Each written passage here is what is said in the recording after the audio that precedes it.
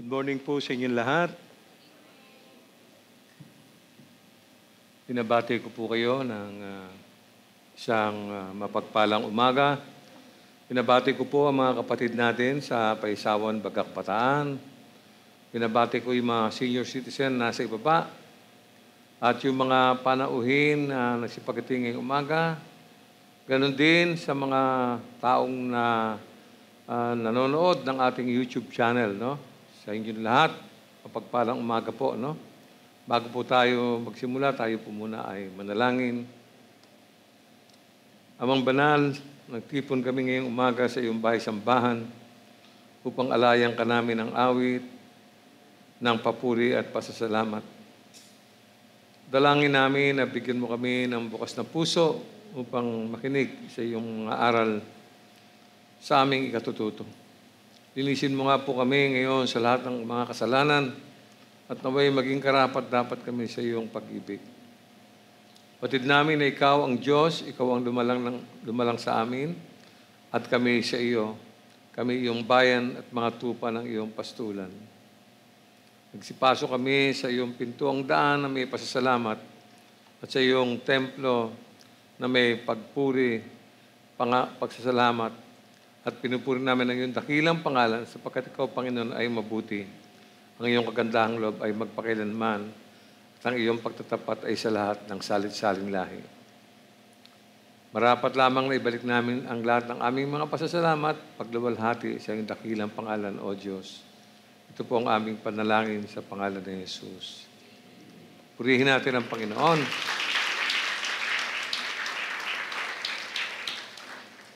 Marami po ang wala sa umagang ito at hindi ko alam kung ano pang mahalagang bagay sa buhay nila ang kailangan nilang unahin liban sa pagsamba sa ating dakilang Diyos, no?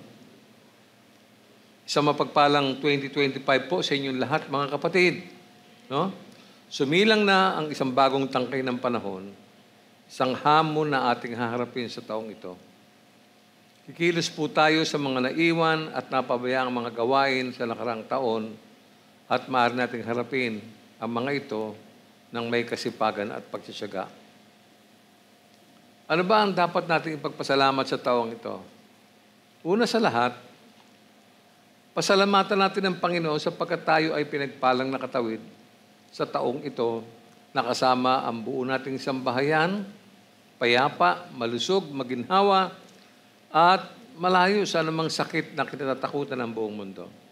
Ikalawa, kailangan natin magpasalamat sa ating buhay na Diyos sa Kanyang katapatan sa taong nakalipas na bagamat naroon ang panganib ng sakit at mga kahirapan, hindi po niya tayo pinabayaan. Sa halip, patuloy tayong binigyan ng lakas, kalinga, karunungan at tabag. Sa lahat po ng mga umiibig sa Kanya, patuloy tayong magpuri, umawit at magpatotoo sa Kanyang ikaluluwalhati. Officially, tapos na po yung 2024. Okay? Think for a moment of a word that describes the past year for you personally. No? Ano kaya yon, no? Yung salitang dumating sa akin para i-describe ang taong 2025 ay ang salitang pagbabago. Nothing seems to stay the same. Okay? Mabilis na lumipas ang taong 2024 at hindi natin halos namalayan. Lumipas ang mga buwan at marami sa mga araw ang mabilis na nagdaan. May mga nagmamadali sa trabaho, sa pag-aaral, mga gumagawa ng mga gawaing bahay, at iba pang pangkaraniwang bagay na tila may pagkakapare-pareho, no? Ngunit sa gitna ng lahat ng mga paulit-ulit na mga araw, may mga special na panahon, masamang panahon o mabuting panahon. Ang mga ito ang mga bagay na tumatak sa aking isipan at marahil sa inyo rin. There are things to remember as we say goodbye to 2024 and hello to 2025. Don't stop believing. Ngayon dumating na ang 2025, paalalahanan mo ang iyong sarili kung gaano kalayo na ang narating mo mula noon. Nalagpasan mo na ang bawat masasamang araw sa ngayon at gayon pa man, Narito ka, humihinga pa rin. Panghawakan natin ang mabuting pananaw para sa hinaharap at panatilihin natin ang pananampalataya. No? Remember, stop looking for flaws and start looking for potential. Huwag na tayong mag-negative. No? Basta lagi natin isipin na sa bawat sandali, may maaaring magandang mangyari sa ating ministeryo, sa atin personally, sa trabaho, sa pag-aaral, at siyempre sa paglilingkod sa Panginoon. Ginugol natin ang Enero 1 sa pagsasaliksik sa ating mga buhay. Naganda tayo ng isang listahan ng mga gawaing dapat na gawin.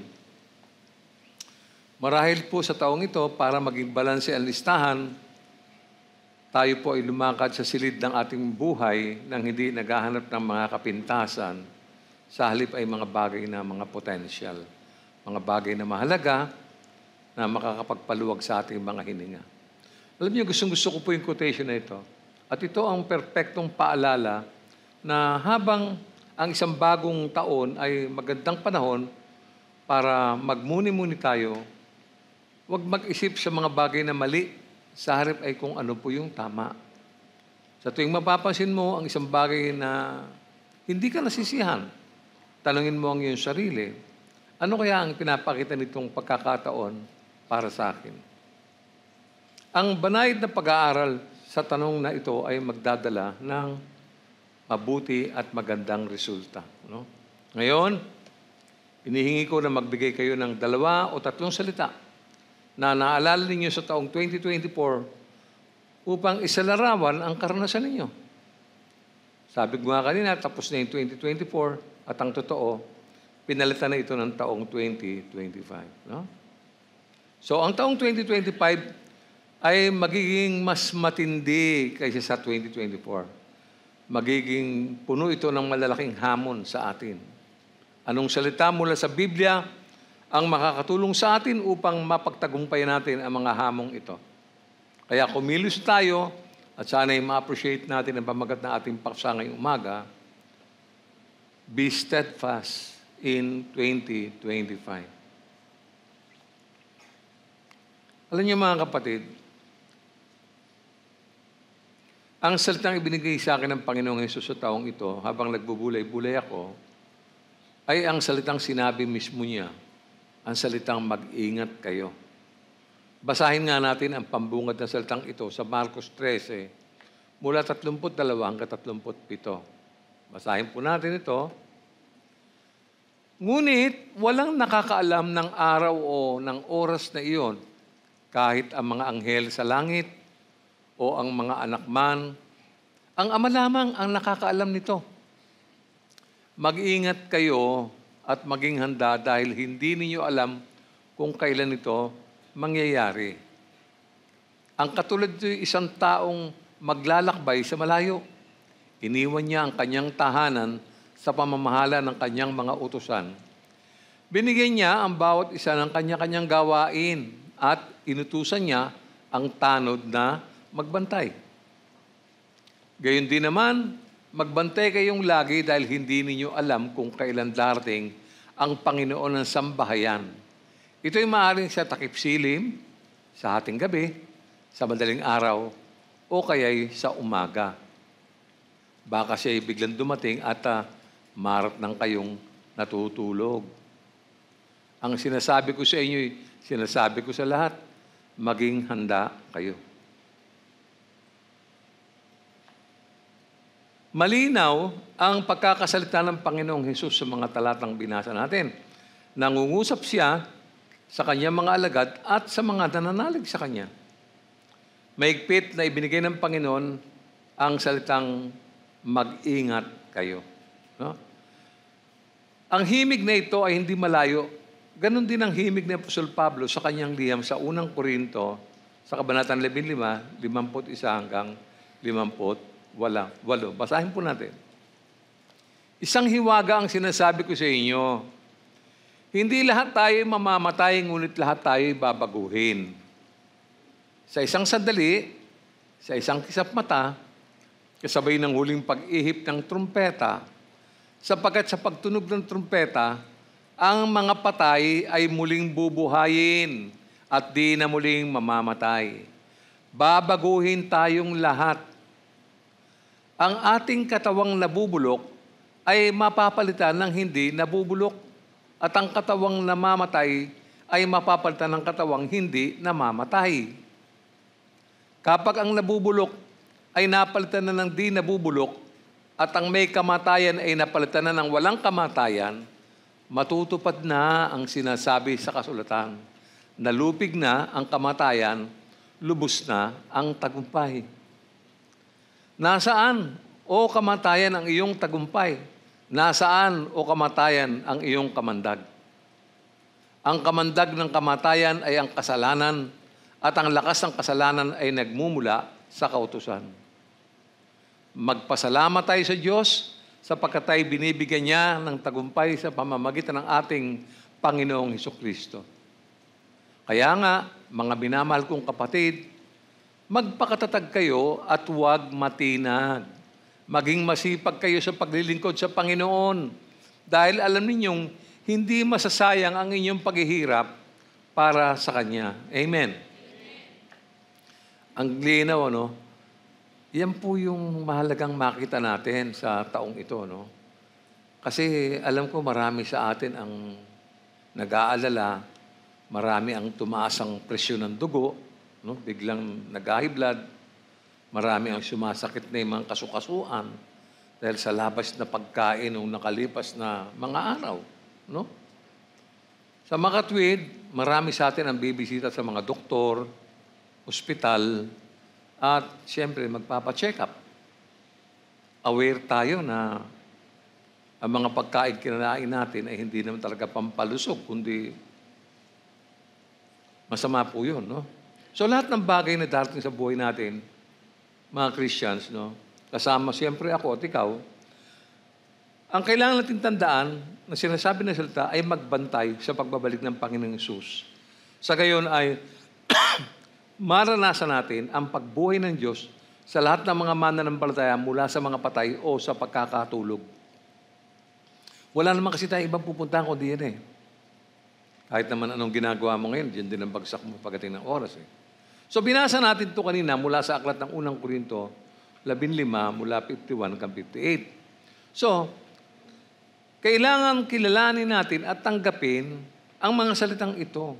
Gampanan ang mga espiritual na gawain, panatilihin ang pagbabantay, maghintay sa pagbabalik ni Jesus, pamahalaang mabuti ang mga mapagkukunan ng ating mga resources at maganda tayo para sa walang hanggang pananagutan natin. Isa pa pong mahalagang talata mula sa Biblia, ang maliwanag na naglalarawan nito ay ang unang Tesalonica 4 mula 15 hanggang 18. Aking babasahin. Ito ang katuruan ng Panginoon na sinasabi namin sa inyo.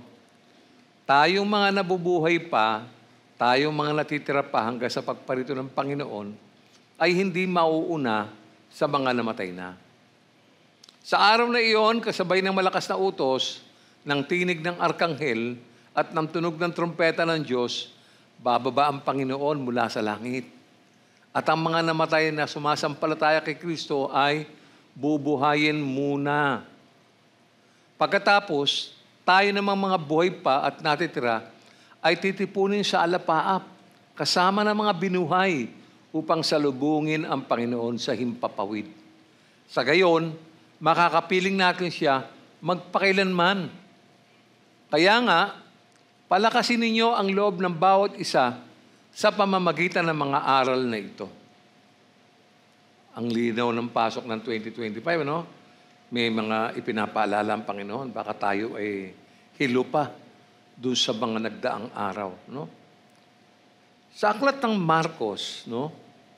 13:32, sinabi sa atin ni Jesus na walang nakakaalam ng araw o ng oras kung kailan magaganap itong mga binasa natin.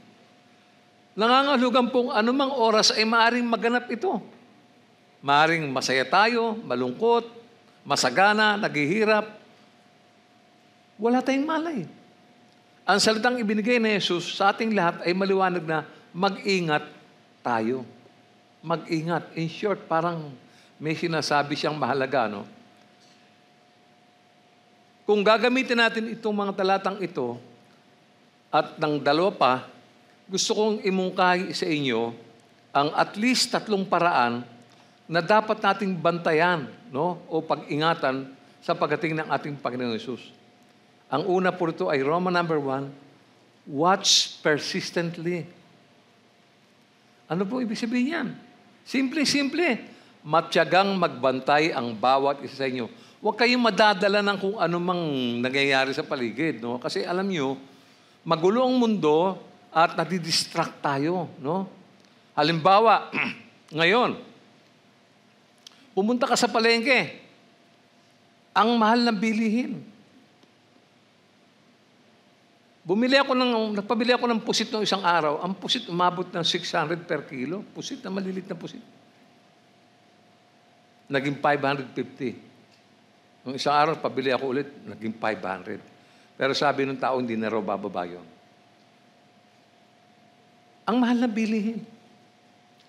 Marami tayong mga bibilihin sa buhay natin na pangangailangan natin na hindi na natin maaabot yung iba riyan. Magsisettle ka na doon sa mga mura. Yung mga sanay sa Divisoria, doon susugod yan sa Divisoria. Bantayan natin. Marami pong mga distraction. Ang social media, ang mga fake news. Huwag lahat ng nababasa nyo, paniniwalaan ninyo. Isa lang ang paniniwalaan nyo, ang Biblia. No? Doon di kayo magkakamali ron. Lahat ng impormasyon, tama. No? Mag-ingat sa panalangin. No? Patuloy na pagmumuni-muni sa sarili. Give yourself a time.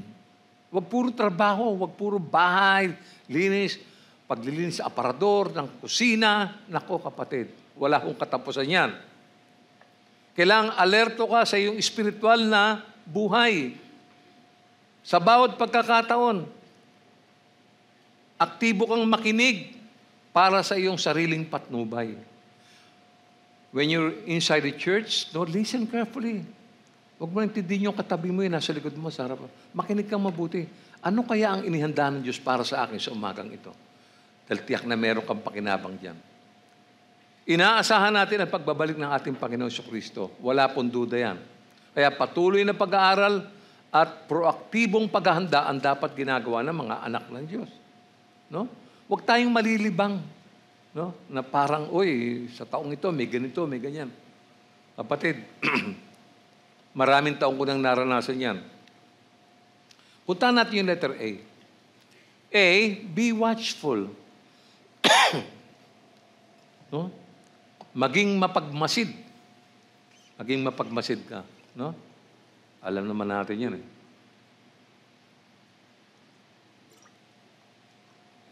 Alam nyo, yung tanod pinto, ang tawag diyan ay bantay.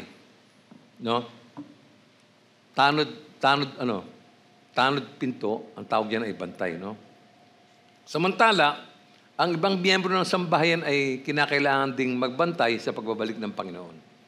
Kailangan pagpatuloy ang gawain. Katungkulan ng bantay pinto na manatiling gising at nagbabantay sa pagbabalik ng kanyang Panginoon upang bigyang babala ang buong sambahayan pagdating niya. Aware ba tayo? Doon sa loob ng pamilya natin, meron ba doon mga taong hindi pa nakakilala sa Diyos? May mga unbeliever pa ba? Yun, dapat nakakausap na natin yun. Dapat pinapaalalahan natin yun. Dahil anytime, pag dumating ang Panginoon, there's no turning back. Tuloy-tuloy na po yung mangyayari pagdating niya. Hindi na po babalik ang oras, ang panahon. Wala na po. No? Kaya dapat, yung mga kasama natin, kasambahin natin, nakahanda sila. Alam nila na mamamatay sila. Alam nila kung saan sila pupunta. Kailangan malaman nila, kailangan maroon silang pumili kung ano dapat nilang gawin. Ang church po ngayon ay tulad ng sambahayang binabanggit sa kasaysayan. No? Ang Panginoon ay ang Panginoong Jesucristo. Bago siya umalis upang magtungo sa langit, sa kinaroroonan ng kanyang Ama, nagbigay siya ng mga habilin sa church. Binasa na natin ito ng maraming beses. So ano ang kailangan natin paghandaan kung gayon? Anong tinitingnan ninyo na future ninyo sa taong ito? Marami tayong mga plano, of course, no? May kanya-kanya tayong mga layunin sa buhay. Pero dapat nating makita na yung life natin ay terminal po yan. No? merong isang araw hihinto na lang yung paghinga. No? Nakakasiguro ka ba na nakaupo ka ngayon, nakikinig ka ng mensahe, kung tumigo ka sa oras ito, pupunta ka ng langit? Pag-isipan mo yan. Totoo bang maring mangyari yun? Totoo pong mangyari yun. Isipin nyo. No? Inihambing ni Jesus ang kanyang sarili sa isang guro na naglalakbay. Ito yung kaninang binanggit niya, no? Sa Marcos 13:34. Ang sabi ganito, ang katulad dito yung isang taong maglalakbay sa malayo. Pakinggan nyo, ha? Iniwan niya ang kanyang tahanan sa pamamahala ng kanyang mga utusan. Binigyan niya ang bawat isa ng kanya-kanyang gawain at inutusan niya ang tanod na magbantay. Sa tahanan, sino mga tagapagbantay? Yung mga Christian. Yung mga nakakilala sa Panginoon, yung tumanggap sa Panginoon, na bautismuhan, sila yung mga tao na nagsisi sa kasalanan at tinanggap si Kristo bilang Panginoon at tagapagligtas. Sila yung mga tagapagbantay. So yung mga tao na mga walang malay, yun ang binabantayan natin. Naintindihan nyo? No? Kailangan natin maging vigilant. Bantay. Nagpupuyat sa panalangin. Dapat bantayan ng bantay ang pagbabalik ng kanyang Panginoon. No? Equally important is our readiness. No? Yung kahandaan natin. Baka iniisip nyo sa mga panahong ito, si pastor naman, katatapos lang ng kasiyahan, binibigyan kami ng alalahanin. Aba, matagal ko na pong inaalala yan. Hindi lang po ngayon. Inaalala ko na yan. Nung tumuntong ako sa edad na 70, sabi ko, eto na yun. Eto na yun. Sabi ko, nako, pagdating ng 75, bingo. Uy, lumampas. 76. Ba? Binigyan pa na isang taon, 77. Amazing. 78. Ano kaya ang coming? Di ba? Huwag ka na masyadong umasa sa 79. No? Asahan mo yung pagbabalik ng Panginoon. Yun ang tingnan mo. Ha? Huwag kayong asang-asa doon sa kagraduate na yung anak ko. Sa wakas, makakabawi na ako. Kapatid, pag nasagasaan niya ng pison, pisak yan. Kung di ba naman tanga, masasagasaan ka lang sa pison pa. Di ba ang bagal nun, ano? Ang bihira, oh.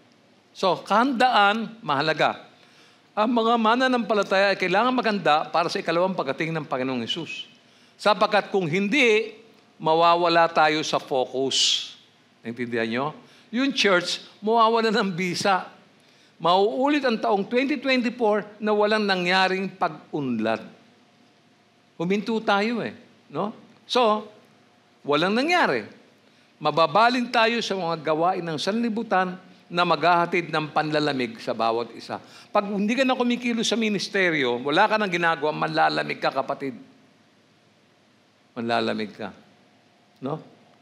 So, kailangan palaging gising ang diwa at ginagawa ang mga tungkulin na inihabilin ng Panginoon sa atin, sa kanyang mga alagad, sa mga mananampalataya. Ganito po sinabi ni Jesus sa Mateo 28:18 hanggang 20. Paalala ito, no? Lumapit si Jesus at sinabi sa kanila, ibinigay na sa akin ang lahat ng kapangyarihan sa langit at sa lupa. Kaya't habang kayo'y humahayo, gawin ninyong alagad ko ang mga tao sa lahat ng bansa. Bautismohan ninyo sila sa pangalan ng Ama at ng Anak at ng Espiritu Santo. Turuan ninyo silang sumunod sa lahat ng iniutos ko sa inyo. Tandaan ninyo, ako'y laging kasama ninyo hanggang sa katapusan ng panahon. Amen po. Amen. Kasama niyo tayo hanggang sa katapusan ng panahon. Ito po'y hindi pakiusap, ito po'y utos. Ang utos na ito ay nagbigay rin sa atin ng karagdagang impormasyon. No? Nais ng Diyos sa bawat anak niya, matapos lumapit sa Panginoon at magsuko ng buhay, ay mamuhay ng wasto ayon sa kanyang mabubuting mga gawa. No? Ano ang mga theological impact nito sa atin? No? Unang-una, dapat pangasiwaan natin mabuti yung mga resources ng Diyos sa buhay natin. Kayo mga sumisweldo, kayo mga nagsa-sideline, kayo mga kumikita, hindi araw-araw dumarating yung pera. Yung dumadating sa inyong biyaya, pangasiwaan yung mabuti at gamitin ninyo ng buong ingat. No? Mayroon tayong pananagutan. Ang mga lingkod ay mananagot sa kanyang pagbabalik. Tiyak yan. Dapat na paghandaan ang mga bagay na darating, pag-asang hatid sa pagbabalik ng ating Panginoong Hesus. Kailangan natin ng mga espiritual na pagpupuyat, patuloy na pagbabantay sa pamamagitan ng panalangin at paghayo, paghatid ng mabuting balita sa mga taong napapahamak. Binigyan din ang bawat isa ng katangian, ang bawat isa sa atin, mga espiritual na mga kaloob upang magamit sa lalong pagpapalawak ng kanyang kaharian. Pero hindi mangyayari ito kung hindi tayo kikilos. Sabi ko nga kanina sa kapatid natin, itong taon na to, wala na itong seryoso na to. Magtatanim tayo na magtatanim, so in-expect natin, no? Hindi ito yung sinasabi sa social media na kami nga nagtanim lang, tapos umanin bilis na, no? Ganun, no? Hindi po ganun. No? Hindi ganun. Magtatanim tayo, we expect the seed to grow, no? And after which, we can harvest, no? Magtatayo tayo ng mga maliit na satellite, no? Sa East Bagong Barrio, marahil doon sa may North Caloocan, etc., etc. Walang mangyayari pagka tayo nakatambay lang dito. Hindi ho mangyayari. Hindi ho uusad ang church at hindi tayo nakatutupad sa layunin ng Diyos, no? Kailangan natin yung mga spiritual na kaloob na ito at gamitin po natin yan. No? Ganito mismo sinabi ng Apostol Pedro sa unang Pedro sa 4, 10 hanggang 11. Babasahin ko. Bilang mabubuting katiwala ng iba't ibang kaloob ng Diyos, gamitin ninyo ang kakayahang tinanggap ninyo sa ikakapakinabang ng lahat. Ikaw ba'y tagapangaral? Ipangaral mo ang salita ng Diyos. Ikaw ba'y tagapaglingkod? Gamitin mo sa paglilingkod ang lakas na kaloob sa ng Diyos upang sa lahat ng bagay siya'y papurihan sa pamamagitan ng Jesucristo. Sa kanyang kapangyarihan at karangalan magpakailanman. Amen. Meron tayong dapat na sundan. So hindi po tayo dumarating siya para mag-fellowship, kwentuhan ng kwentuhan, kainan, inuman, at kung ano-ano pa. Seryoso na tayo. May mga gagawin tayo.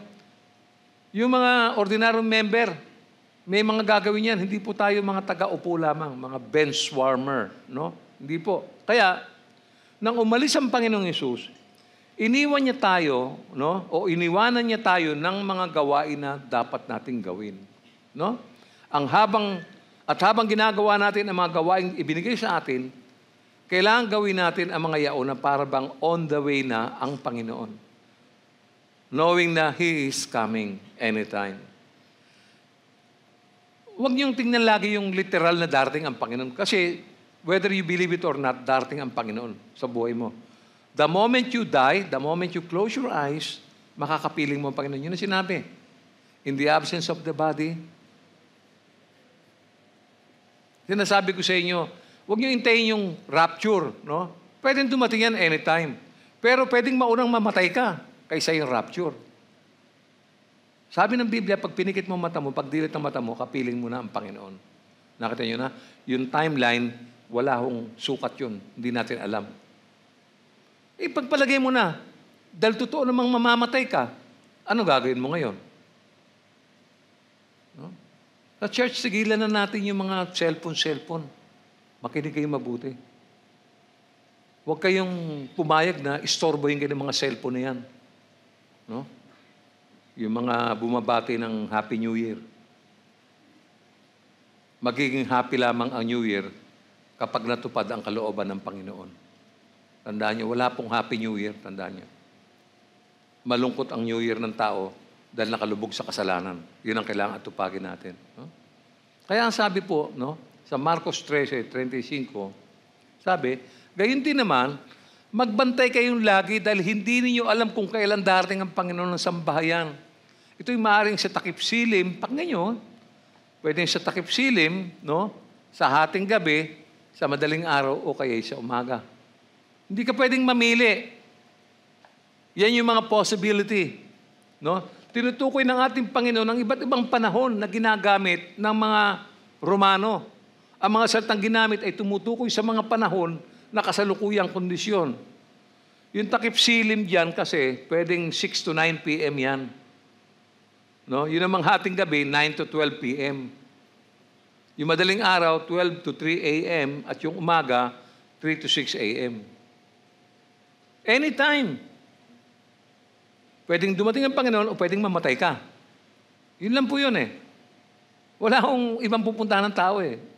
Either dumating ang Panginoon at ma-rapture at mangyari yung mga patay unang ibabangon bago yung mga buhay. O kaya naman mamatay ka nang wala pa yung rapture. Kita nyo na? So ang panahong sinasabi ng Panginoon ay hindi natin alam kung kailan. Wala pong oras yan talaga. May sinabi lang yung takip silim, hating gabi, madaling araw, at saka umaga. No? So malaking problema ito kapag nahuli tayong, pakinggan nyo malaking problema ito kapag nahuli tayong natutulog pagdating niya. Hindi po ito literal Kapag nahuli tayo sa gitna ng ating walang kabuluhang pinagkakaabalahan, ibig sabihin, natutulog tayo. Pakinggan nyo papaliwanag sa inyo. Kapag labis tayo nag-aalala tungkol sa ating mga sarili, pagdating ni Jesus, natutulog tayo. No? Kapag dinidelay natin ang pagdilingkod sa Panginoong Jesus at inisip natin marami pa tayong panahon, natutulog po tayo. No? Kapag tutok na tutok tayo sa ating mga hanap buhay, pamilya, mga kaginhawahan pagdating ni Jesus, natutulog po tayo. Oo nga, binigyan tayo ng Diyos ng pamilya at mga trabaho, pati mahal sa buhay, pero kung sa mga ito lamang tayo tututok sa halip na sa paglilingkod ng Panginoon, pagdating ni Jesus, may tulog tayo. Naintindihan niyo ba yun? Ano ang sasabihin ng Panginoon Jesus kung bigla kang datnan ng hindi mo inaasahan? Sa tingin mo, anong pwede sabihin? Hi, kamusta ka? Hello? Uy, ang cute mo. Ano yung expect nyo pagdating ng Panginoon sabihin sa'yo? Ano ang inaasahan mo? Malalagay ka kaya sa kahihiyan? Hindi ka nagtatrabaho. Di ba? Nakakita na ba ngayon, isang malaking pagawaan, dumating yung bossing. Tapos, naabutan ka, nakatalikod ka, kwento ka ng kwento. Hindi ka nagtatrabaho. Anong pakiramdam mo? Di ba nakakaya yun? No? Mahihiya ka kaya? Christian ka, di ba? 25 years ka ng Christian. Ano na nagawa mo? Kakamot ka ng ulo, para kang driver na nahuli ng pulis. Naisip mo ba yun? Yung kalagayan mo kung ano? Kamusta yung kasambahay mo? Kasama mo siya buong buhay pero hindi pa nakakilala sa akin hanggang ngayon. Anong isasagot mo sa Panginoon? Tigasuko kasi ng ulo Wala tayong maidadahilan, mga kapatid.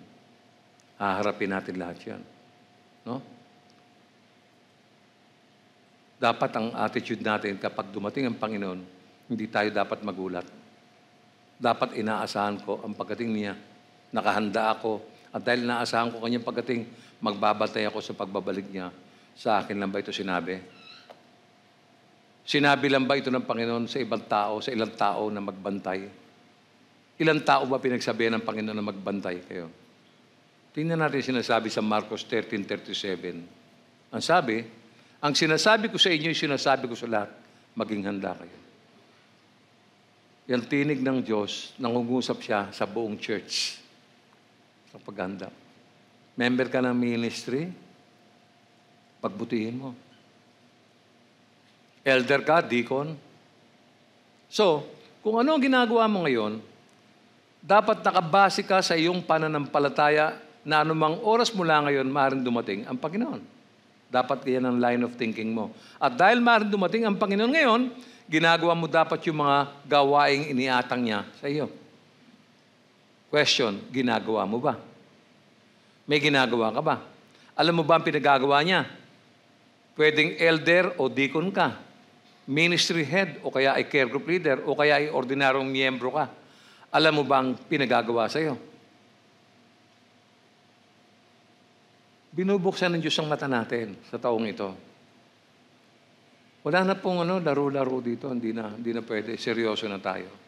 Magiging maigpit tayo sa mga pag-aaral. At pupunahin natin yung mga taong hindi dumadalo. Papaalalahanan natin sila. Yung mga tamad, binanggit na po sa Bible yan. Hindi na ho pwede yan. Kung talagang umaasa ka ng kaligtasan sa Diyos, ibigay mo na ang buhay mo at gawain mo sa Panginoon. Wala na pong laro-laro. At tandaan nyo, kung bakit hindi pa dumarating ang Panginoon ngayon, kasi binibigyan pa niya ng pagkakataon ng lahat upang makapagsisi at tumalikod sa kasalanan at tapusin natin ang mga gawaing pinagagawa niya. Sapagkat hindi niya nais na may mapahamak. Ganyan po mismo sinabi ni Apostol Pedro sa 2 Peter chapter 3 verse 8 and 9. Let us read it. Mga minamahal, huwag niyong kalilimutan na sa Panginoon ang isang araw ay tulad ng 1,000 taon. At ang 1,000 taon ay tulad ng isang araw lamang. Ang Panginoon ay hindi nagpapabaya sa kanyang pangako gaya ng inaakala ng ilan. Hindi pa niya tinutupad ang pangakong iyon alang-alang sa inyo. Binibigyan pa niya ng pagkakataon ng lahat upang makapagsisi at tumalikod sa kasalanan sapagkat hindi niya nais na may mapahamak. Ang linaw naman di ba? Ano sa palagay niya?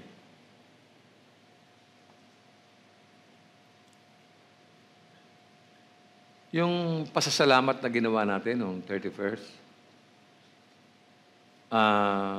maganda po nangyari doon kasi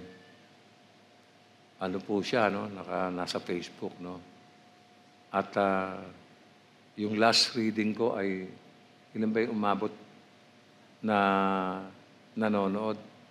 Nasa 3,000 ba? 3,400 something, Mga viewers, pinanood tayo. Nakarating sa Amerika, napanood ng mga kapatid ko Napanood sa Japan, pero alam nyo, maganda po yun, na masigla tayo, pero dapat hindi po hihinto yun. I mean, kung ganun tayo nagbigay ng ating mga paghahandog sa Panginoon for the year, sa pasasalamat for the year 2024, dapat nating pag-ibayuhin pa for this year. Hindi tayo hinto. Yung mga halimbawa, yung dance ministry, patuloy silang gagawa ng mga sayaw. Yung music ministry, patuloy na mag-develop. Lahat po ng area, ang mga care group, patuloy na masipag sila. Hindi sila late sa gawain. Masigla. Ang mga member, hindi natutulog. Kasi alam natin lahat na ang magiging bunga nito ay pagpapala ng Diyos. Nakatutok tayo. Hindi tayo naglalaro. Wala na rin akong panahon Lahat po ng mga bisyo ko na mabubuting bisyo, hindi ko na. Wala na po akong boating sa Kaliraya. Ang boat ko, doon pa sa Kaliraya. Ibang tao gumagamit, yung kumpare ko. Hindi na ako nakakapag-fishing sa Subic. At kung saan-saan, wala na po. Iniwan ko na kasi. Wala na pong time Ang daming kailangan gawin sa ministeryo. May maraming mga pag-aaral dapat na i-develop pa. Ang mga Bible study, kulang. Saan manggagaling yan? Di ba sa atin? You see, wala tayong time. Marami sa inyo nagtatrabaho. Ang iba, mga may bahay, naggagawa sa mga gawaing bahay. Pero tama naman yun. Pero hindi natin dapat ubusin ang panahon natin dyan. Binibigyan pa niya ng pagkakataon ng lahat upang makapagsisi at tumalikod sa kasalanan sapagkat hindi niya nais na may mapahamak. Ang salitang dapat tandaan sa taong 2025 ay mag-ingat. Mag-ingat. Munta tayo sa ikalawang bahagi. Watch perceptively. Dahil nadadama mo ang impending na pagdating ng Panginoon, nagbabantay ka, iniingatan mo yung sarili mo, binabantay mo yung sarili mo. Like, iniingatan mo kung ano yung mga pagkain kakainin mo, anong oras ka matutulog, di ba? Ano yung mga leisure na ginagawa mo. Pinipili mo ito, di ba? Para sa sarili mo. Ganon din yun. No? Dahil nadarama mo na anytime, di ba? Pwedeng dumating ang Panginoon, pwedeng tumigok ka, kaya nagbabantay ka. No? Samamahan niyo po ako sa aklat ng Tito, no? Sa liham ni Apostol Pablo, Tito, chapter 2, verse 11 to 13. Ganito po sabi, sapagkat nahayag na ang kagandahang loob ng Diyos na nagdudulot ng kaligtasan sa lahat ng tao. Ito ang nagtuturo sa atin upang talikuran ang makamundong pamumuhay at damdaming makasalanan at upang makapamuhay tayo ngayon ng may pagpipigil, matuwid at karapat-dapat sa Diyos. Habang hinihintay natin ang dakilang araw na ating inaasahan. Ito ang pagbabalik ng ating dakilang Diyos at tagapagligtas na si Jesucristo. Yan yung mga bilin eh. Importante yan. Kaya nga isinulat yan eh. Kaya nga nariyan yan eh. Kung nagpipray tayo dati, no? 2 minutes, 3 minutes, okay yun. Pero hanggang doon ka lang ba magtatapos? Kapag ang isang tao ay mapanalanganin, no? Alam niya kung ano ang mangyayari. Alam niya, nadadama niya kasi at nauunawa ng mga bagay. Bakit? Kasi nakapokus siya. Habang nagpipray ka, maraming revelation ang Diyos. Kung hindi ka nagpipray, walang revelation. So when you start praying, madadama mo kung ano yung mga bagay na darating. Nire-reveal yan ng Diyos. The Spirit of God will communicate to your spirit at malalaman mo kung ano magaganap in that are coming. No? Nagwi-witness yung Holy Spirit doon sa mga taong mahilig manalangin. Mga taong hindi tamad. No? Lagi kasi ang prayer natin, salamat sa pagkain eh. Puro pagkain eh. Tsaka, salamat, gumraduate ako. Salamat dahil ano. Salamat dahil dinagdagan yung taon ko. Okay naman yun. Pero, napaka-anemic nun. Katulad ngayon, ang daming may birthday. Ang daming nag-anibersaryo. Ano may contribute niyang birthday ninyo sa gawain ng Panginoon? Yun ang isipin natin.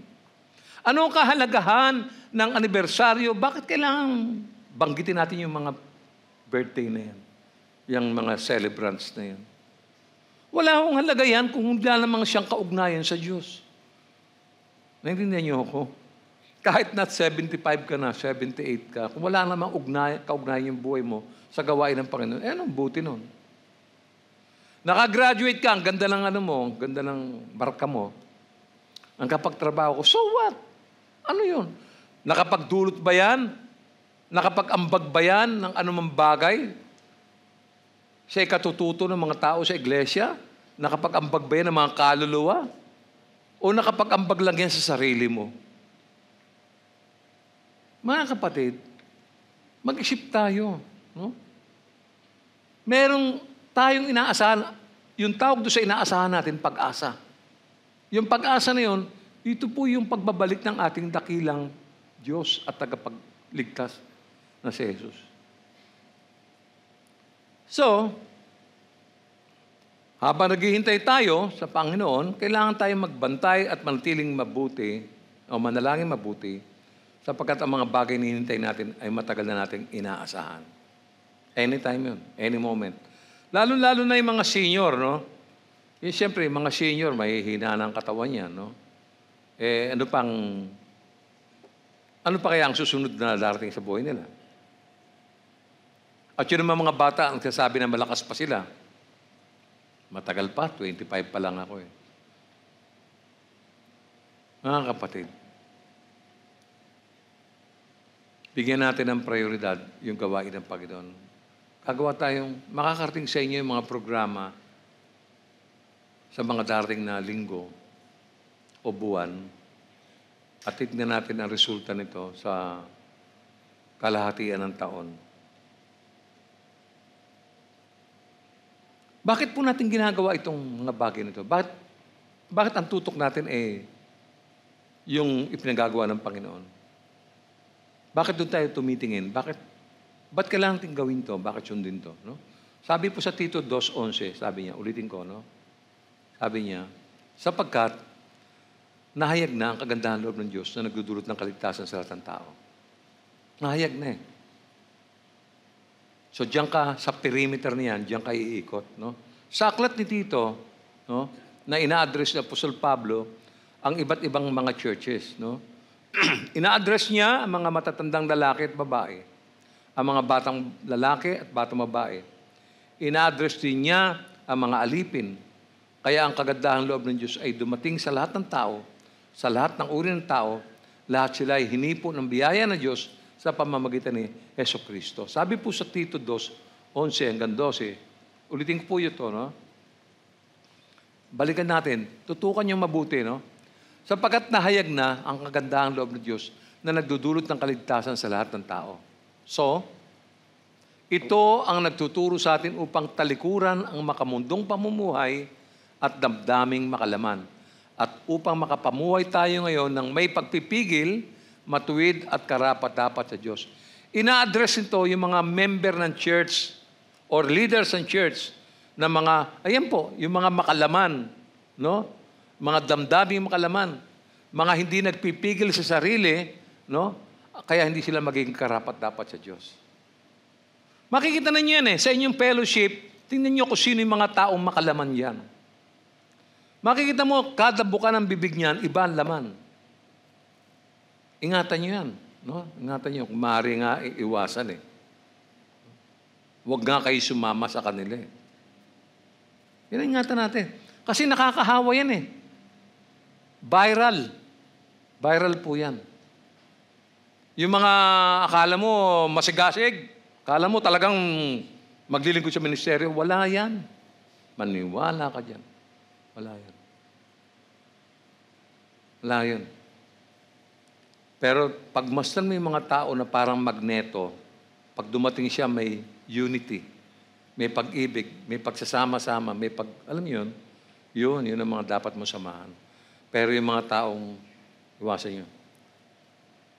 Maliwanag yung mga talata, hindi lamang tayo iniligtas sa kanyang biyaya. Tinuruan pa tayo. Una sa lahat, tinuruan tayong talikdan ang hindi pagiging makadiyos. Hindi pagiging makadiyos. What is ungodliness? No? Ungodliness is anything that God wouldn't do Himself. It is anything that is not fitting or true of God. No? Huwag tayong gagawa ng anumang bagay na hindi kasali ang Diyos. Kung ang mga ginagawa ko ay hindi nakatalaga sa Diyos o kalooban ng Diyos, ang tawag dito ay ungodly. Walang kinalaman sa buhay mo ang Diyos kasi malayo ang buhay mo, malayo ang puso mo, wala kang pagmamahal sa Diyos. Hindi mo kinikilala at tinalikdan mo yung kaligtasan tinanggap mo mula sa Kanya. Maigpit ang aral for 2025. Magpupukpukan tayo rito sapagkat kung hindi, mawawala ng bisa at kapangyarihan ang paghahari ng Diyos sa church. Tandaan po niyo yan. So, paano ko lalayuan yung kasamaan? Lalayuan ko ang kasamaan sa pamamagitan ng pananatiling malapit kay Jesucristo. Yun lang ang sekreto Kung malayo ka sa Kanya, mahuhulog ka sa kasamaan. Pero kung malapit ka sa Panginoon, hindi mangyayari yun. Basahin natin sinabi ni Jesus, aklat ng Juan, sa 15:4 hanggang 5. Pakinggan niyo ito. Manatili kayo sa akin at mananatili din ako sa inyo. Hindi magbubunga ang sangang hindi nananatili sa puno. Take note. Hindi magbubunga ang sangang hindi nananatili sa puso. Gayon din naman, hindi kayo magbubunga kung hindi kayo mananatili sa akin. Ako nga ang puno ng ubas at kayo ang mga sanga. Ang nananatili sa akin at ako sa Kanya, ang siyang nagbubunga ng sagana sapagkat wala kayong magagawa kung kayo'y hiwalay sa akin. Walang sikreto dyan. Yan yun. Yan yung mukha niyan. So, paano ka makakalayo sa kasalanan? kasama mo si Jesus. Pag kasama mo siya sa buhay mo, malayo ka sa kasalanan. Meron pa. Sa Galatia 5:16, sinasabi ko sa inyo, ang Espiritu ang gawin ninyong patnubay sa inyong buhay at hindi kayo magiging alipin ng hilig ng laman. Walang sikreto dyan, walang nakatago dyan, open po yan. Nabasa ninyo, napakinggan nyo. Yan yung guide So 2025, masasabi nating very promising ito. No? The grace of God not only teaches us to deny ungodliness and world lust. Tinuturuan din tayong mamuhay ng mahinahon. To be sober is to be serious. If we live soberly, we will live seriously. 2025, let us live seriously. Hindi naman ibig sabihin na wala na tayong sense of humor. Bawal na yung tawanan. Hindi po. Ibig lang sabihin, seryoso tayo sa ating commitment sa Diyos. Yung mga umaattend dito ng on and off, pinapaalalahanan ko kayo, ha? Mahiya kayo. Ito, ulitin ko, mahiya kayo. Yung aattend kayo ng Miyerkules, next week wala kayo. Attend kayo ng Miyerkules, pero Biyernes wala kayo, mahiya kayo. Yan, derechahan, nasabi ko sa inyo. Alam ba nyo, yung gawain lamang ng Diyos ang bumubuo ng pagkatao natin. Kapag wala tayo sa gawain ng Panginoon, ano ang bubuuin sa inyo?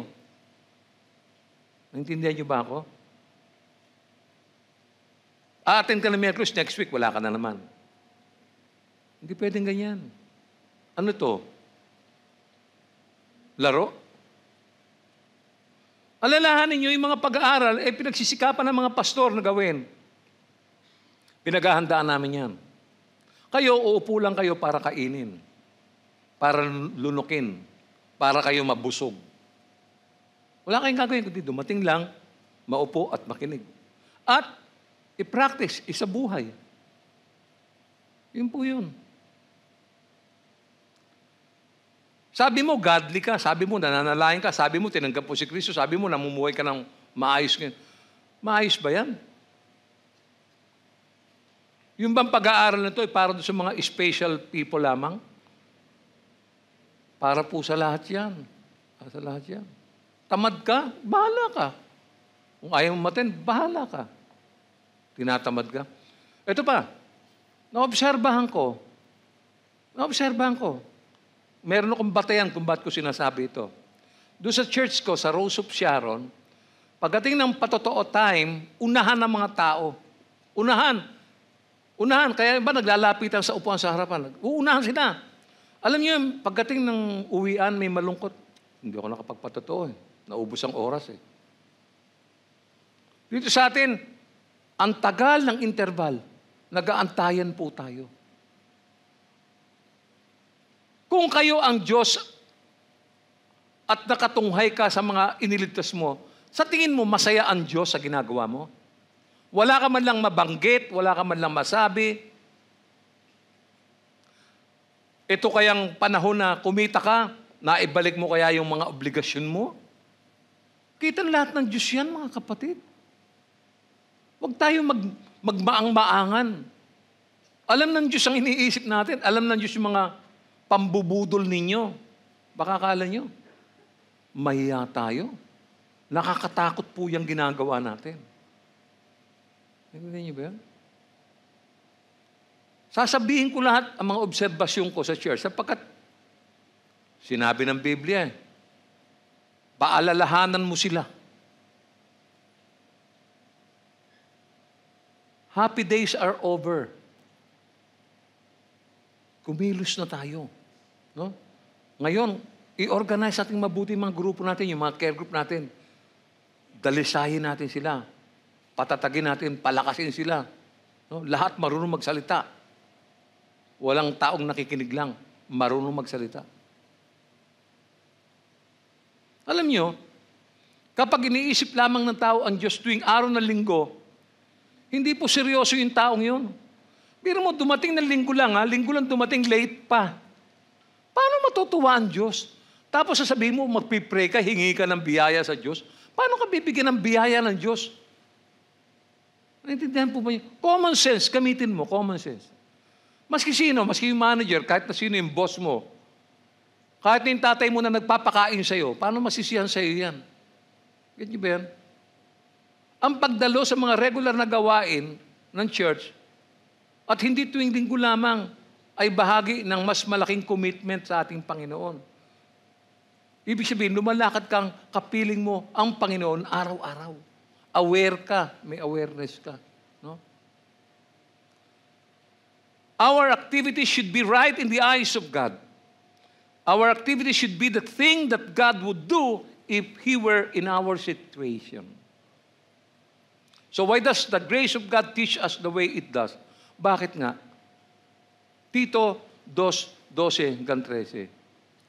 Ito ang nagtuturo sa atin upang talikuran ng makamundong pamumuhay at damdaming makalaman at upang makapamuhay tayo ngayon ng may pagpipigil, matuwid at karapat-dapat sa Diyos habang hinihintay natin ang dakilang araw na ating inaasahan.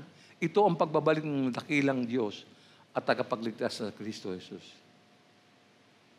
Pukpukan to, kapatid, di na pwede.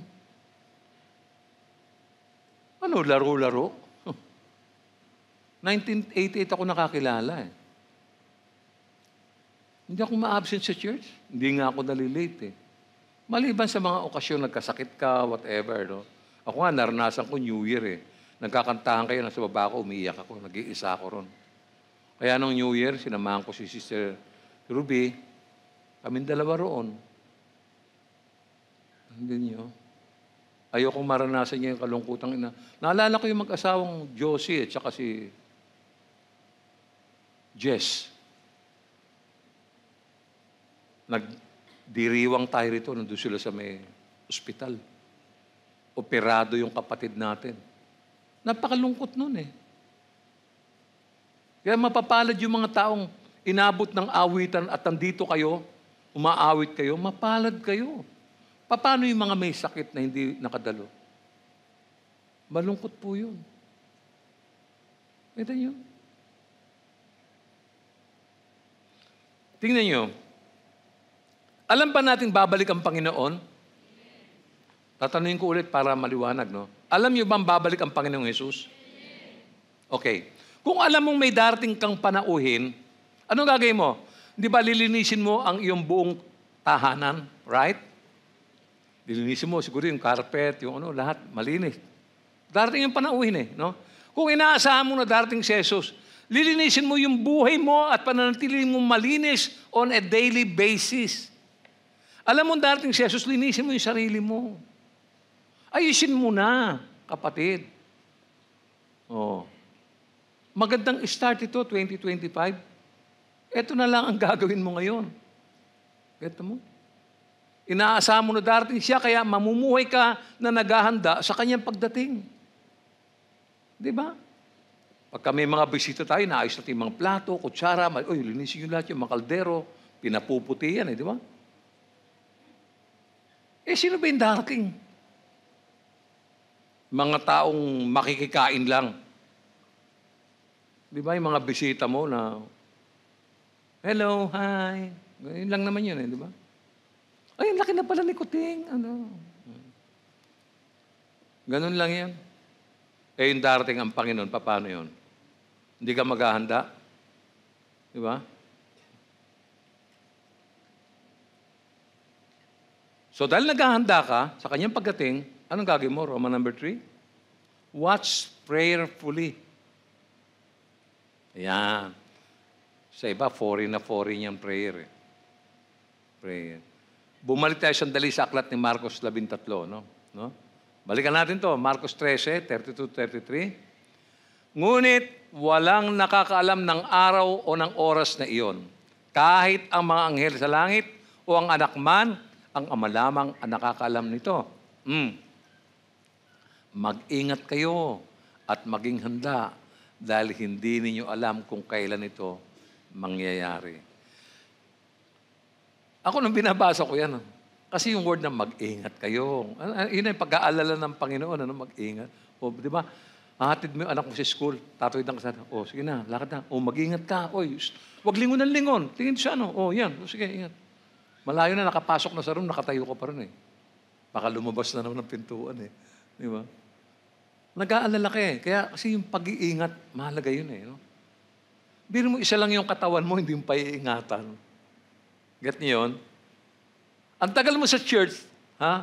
Ang laki na ng ipinundar mo rito in terms of time, resources, no? Ha?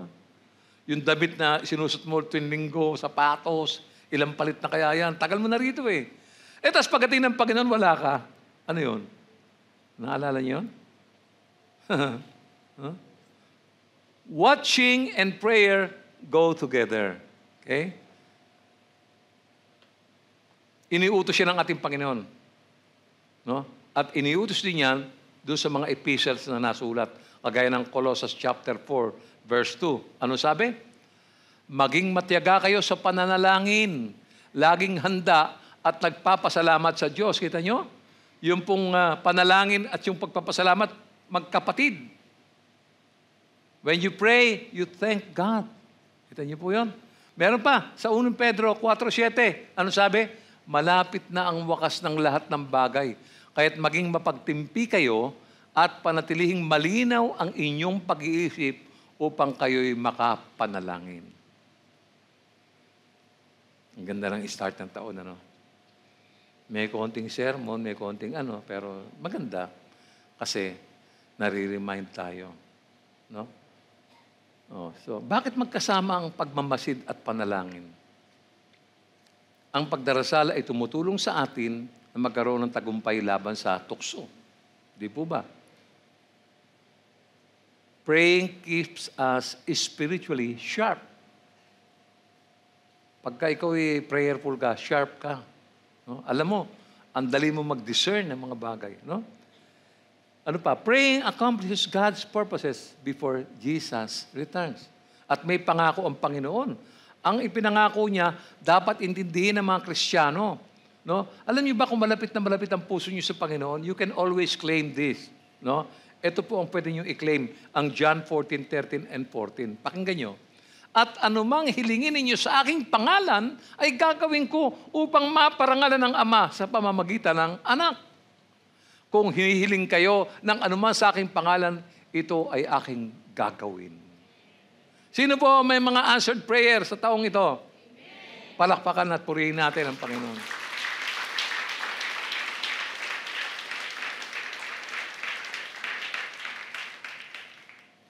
Ayon na Diyos may mapahamak na isa man sa atin. Kaya inutusan tayong manalangin at manatiling gising. No? Pakinggan pa natin ang sinabi naman ni Apostol Pablo kay Timoteo sa 1 Timothy chapter 2, verse 1 to 4. Basahin natin. Sabi niya, una sa lahat, ipinapakiusap kong idulog ninyo sa Diyos ang inyong mga kahilingan, panalangin, pagsamo, at pasasalamat para sa lahat ng tao. Idalangin rin ninyo ang mga hari at may kapangyarihan upang tayo makapamuhay ng tahimik, mapayapa, makadiyos at marangal. Ito ang mabuti at nakalulugod sa Diyos na ating tagapagligtas. Ibig niya ang lahat ng tao ay maligtas at makaalam ng katotohanan ito. Anong plano natin sa 2025? Marami, no?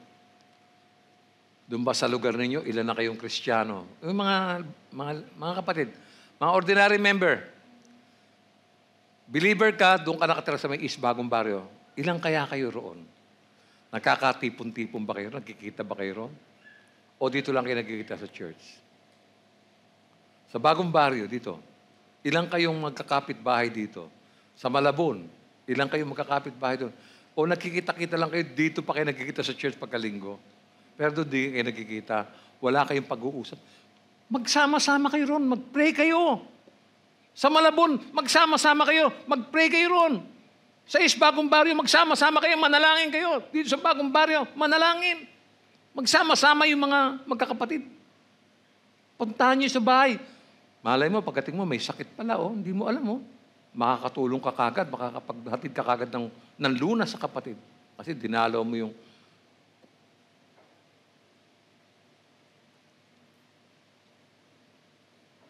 Magkita kayo.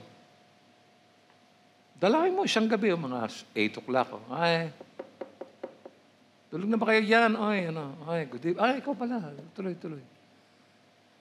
O, ano bang sadya? Wala naman. Isip ko lang, gusto ko manalangin tayo. Ay, sige, liga. Po tayo. Ganda, di ba? Magiging malapit na ang kalooban nyo sa isa't isa. So, hindi lamang, para kayong isang lugar lang kayo, bisan hindi kayo nagkikita. Di ba? Parang yung kapitbahay mo mismo, hindi mo. Sabi nung DSWD, ilan po ang tao nakatira sa kabilang bahay? Ay, hindi ko po alam. Kung alam dyan.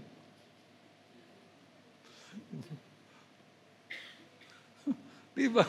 Wala kang alam kapitbahay mo. Sino po ang head of the family sa kabila? Ay, naku, hindi ko po alam. Hindi niyo po yun, no? Meron pa tayong pwedeng tawirin, no? Papunta sa may Eternal Garden. Doon sa kabila, sa lugar nila Michelle. Oh, yun. Michelle, maghintay ka. Marami tayong gagawin doon, ha? Ayan. Talagang, marami tayong gagawin itong taon na to. Na-excite ba kayo o nalulungkot kayo? Ang daming gagawin pala. Sino po masaya? Palakpakan natin. Nako. Dapat masaya tayo sa gawain ng Panginoon. Ha? Tandaan nyo, pasiglahin natin ang gawain ng Panginoon at makita nyo yung reward ng Lord naman. So, sa aking pagtatapos, mga kapatid, no? Alam na natin kung saang direksyon tayo dinadala ng Diyos sa taong 2025. Kailangan po nating magmasid na mabuti sa ating pamumuhay sapagkat hindi natin alam ang oras ng kanyang pagbabalik. Yun ang maliwanag, no? Binibigyan tayo ng babala laban sa complacency at pinaalalahanan tayo na magbantay.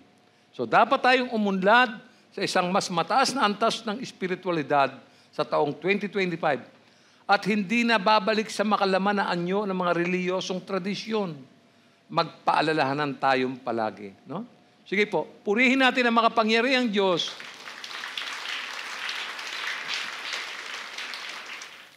Tayo po'y manalangin. Nagpapasalamat kami, Ama, sa mensahe mo po sa umagang ito, Panginoon. Ito po yung mga paalala at babala sa aming mga anak mo. Lord, bigyan mo kami ng matinong pag-iisip. Sana'y naunawaan naming mabuti kung saan kami lalakad sa taong 2025. Lord, hindi na po kami maglalaro. Kami po'y seryoso na. At bawat isa sa amin, mula sa pastor hanggang sa mga ordinaryong mga mananampalataya, tatangkilikin ang mga gawaing inihatid mo sa amin. Patnubayan mo po ang bawat isa, Lord, at maging matapat kaming at matagumpay na magampanan ang mga tungkuling ito, Panginoon. Salamat po sa buhay na pinagkaloob mo at sa buhay na walang hanggan na hanggang ngayon ay tinatamasa namin. Ama, nananabik kami sa pagbabalik ng iyong anak na si Jesus at kami nakahanda na maghintay at manalangin. Sa iyo ang kapurihan at ang pasasalamat. Ito po ang dalangin namin na may pasasalamat sa pangalan po ni Jesus. Amen. Tanggapin natin ang pagpapala ng Diyos. Kaya nga, mga minamahal, tulad ng inyong buong pusong pagsunod noon, lalo kayong maging masunurin ngayon. Pag sumikapan ninyong maging ganap ang inyong kaligtasan ng may lubusang paggalang at pag-ibig sa Diyos. Sapagkat ang Diyos ang kumikilos sa inyo upang inyong naisin at isagawa ang kanyang kalooban. Tapat ang tumawag sa inyo at gagawin niya ang mga bagay nito. Sumainyo nawa ang pagpapala natin Panginoong Kristo at ang lahat ng pinagpala ay magsabi ng Amen. Purihin natin ang Panginoon, magbatian po tayo sa isa't isa.